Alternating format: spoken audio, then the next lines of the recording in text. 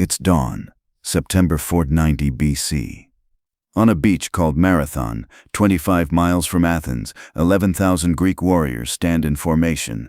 Before them stretches the largest invasion force the world has ever seen. 100,000 Persian soldiers, their armor glinting like scales on some monstrous dragon. The fate of democracy, philosophy, art, and everything we call Western civilization hangs in the balance of the next few hours. But this is just one moment in an epic that spans centuries, a story of city-states that fought like lions, thinkers who shaped human thought forever, and warriors whose courage echoed through eternity. This is the story of ancient Greece, where gods walked among mortals, where 300 warriors held off a 1,000,000-man army, and where the very concept of democracy was born in blood and fire. Our story begins in darkness, literally. Around 1200 BC, Greece emerged from what historians call the Dark Age. The great Mycenaean palaces had fallen, writing had been forgotten, and the descendants of Achilles and Agamemnon lived in scattered villages, telling stories of heroes who once shook the earth. But from this darkness came light.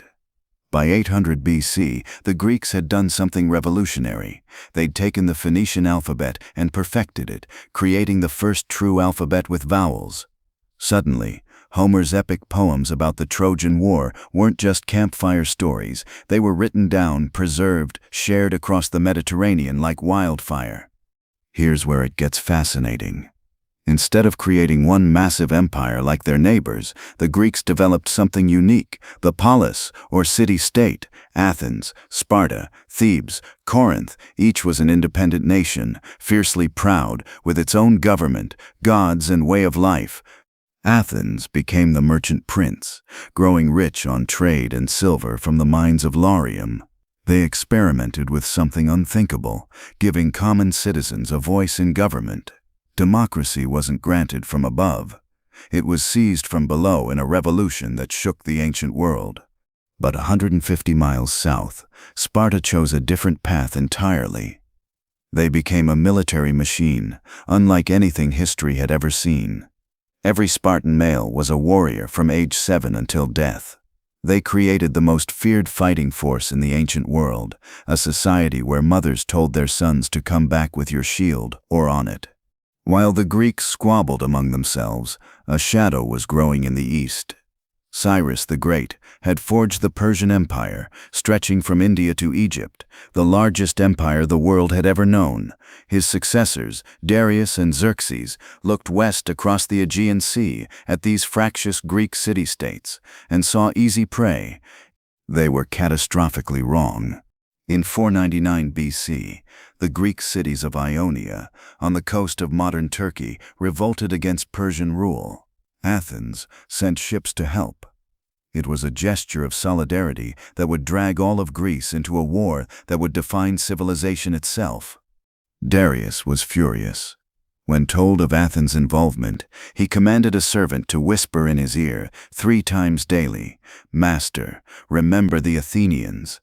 The greatest empire on earth was about to learn that some prizes are too dangerous to grasp.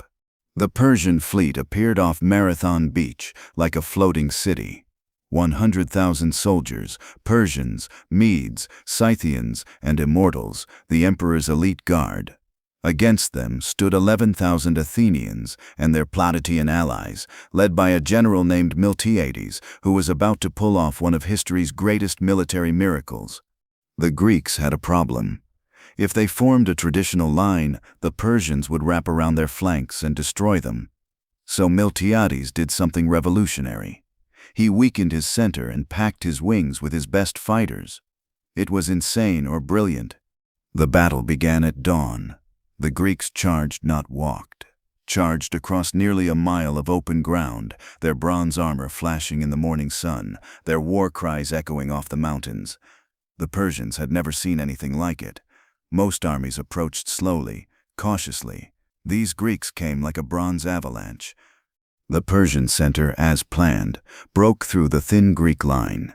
But as they pursued, Miltiades sprang his trap. The reinforced Greek wings wheeled inward like closing jaws, crushing the Persian flanks. In hours, it was over. 6,400 Persians lay dead. Athens lost just 192 men. But the battle wasn't over. The Persian fleet was racing around Cape Sonion to attack undefended Athens. A young soldier named Phidippides ran 26 miles to Athens with news of the victory and warning of the approaching fleet. He delivered his message, "We have won," and collapsed dead from exhaustion. That run became the marathon. But more importantly, Athens was saved.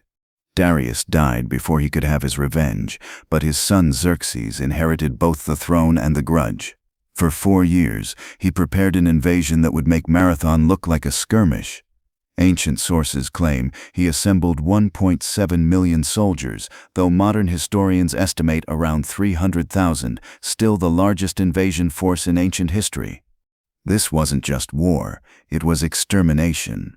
Xerxes brought chains to bind the Greek hills, earth and water to fill the Greek valleys, and fire to burn every Greek city to ash. He even whipped the sea when storms destroyed his bridge across the Hellespont.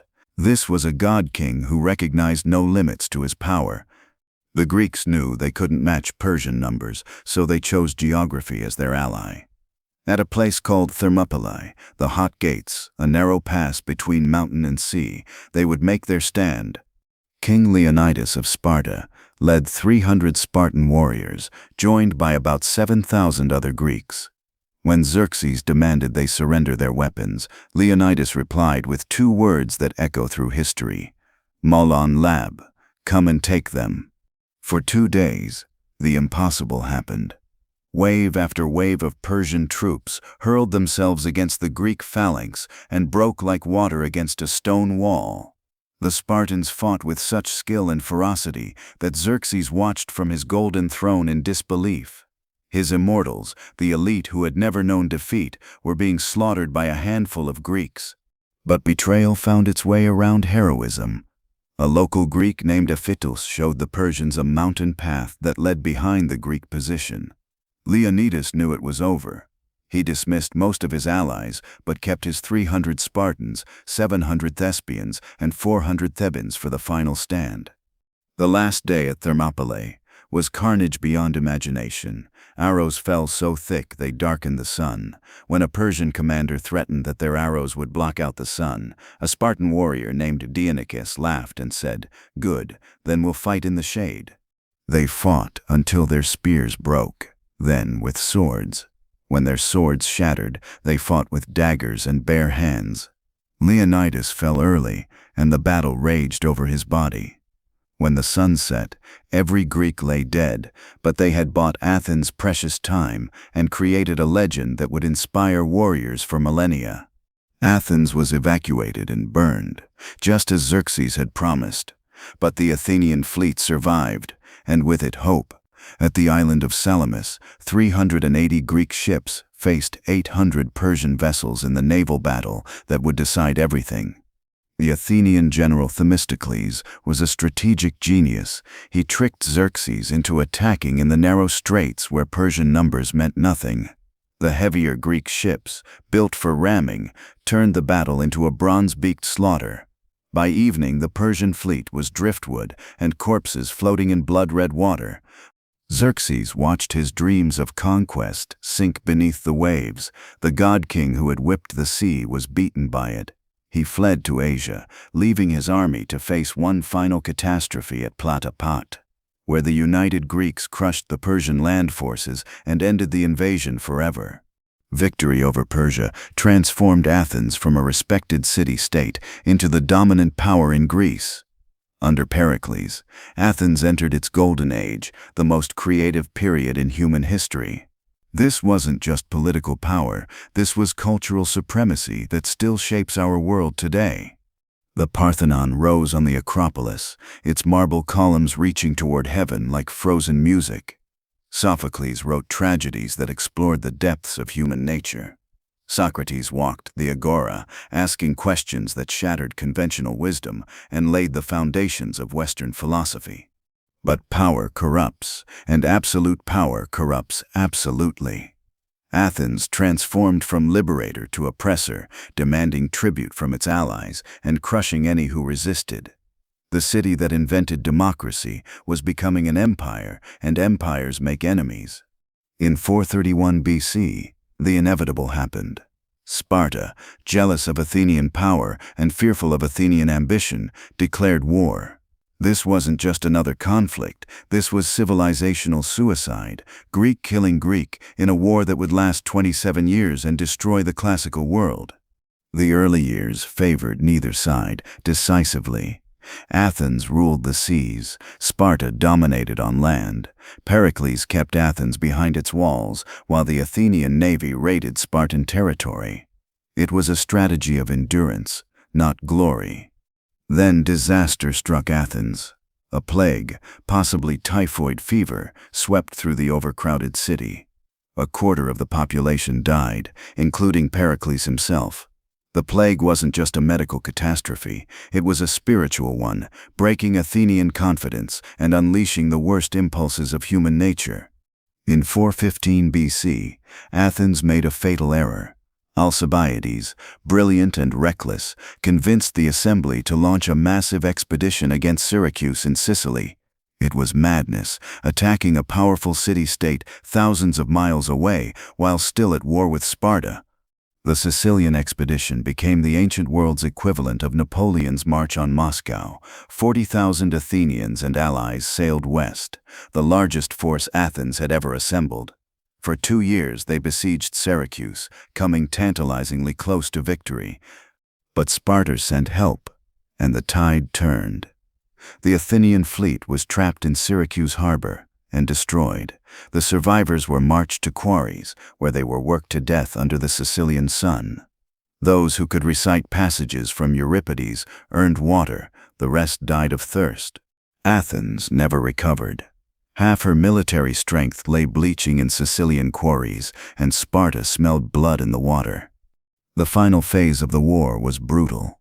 Sparta, funded by Persian gold, the irony was crushing, built a fleet that challenged Athenian naval supremacy. At Aegospotami in 405 BC, the Spartan admiral Lysander destroyed the last Athenian fleet. Athens was starved into submission. The long walls that connected the city to its port were torn down to the music of flutes, as if the walls themselves were being buried. Democracy was replaced by the 30 tyrants, a puppet government that murdered thousands of Athenians. The city that gave the world democracy, philosophy, and theater was broken. But ideas, once released, cannot be killed. What Athens created would outlive every sword that struck it down. While the Greek city-states bled themselves white, a kingdom on the northern frontier was watching and learning. Macedonia, dismissed by southern Greeks as barely civilized, was forging the weapon that would conquer the world. Philip II of Macedon revolutionized warfare. He created the Sarissa phalanx, 18-foot spears in a formation so dense it looked like a porcupine. He combined this with cavalry, siege engines, and something the Greeks had forgotten, unity of command. At Chaeronea, in 338 BC, Philip crushed the combined armies of Athens and Thebes. Greek independence died that day, killed by Greek disunity and Macedonian innovation.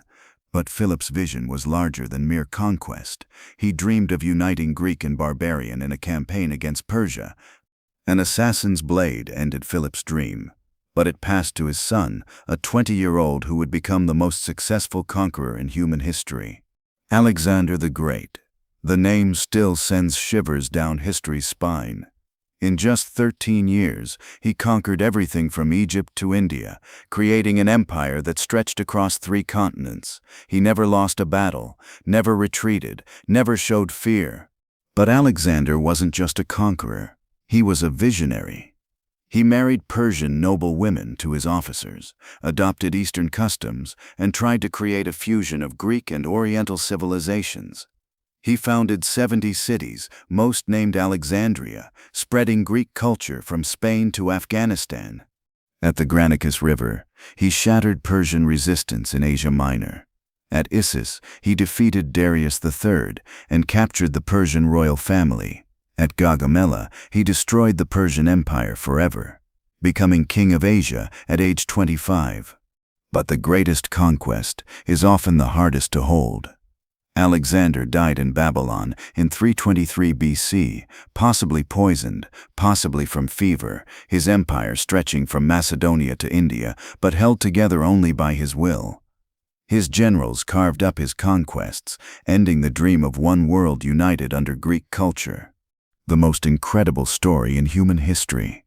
Ancient Greece gave us democracy, philosophy, theater, the Olympic Games, and the scientific method.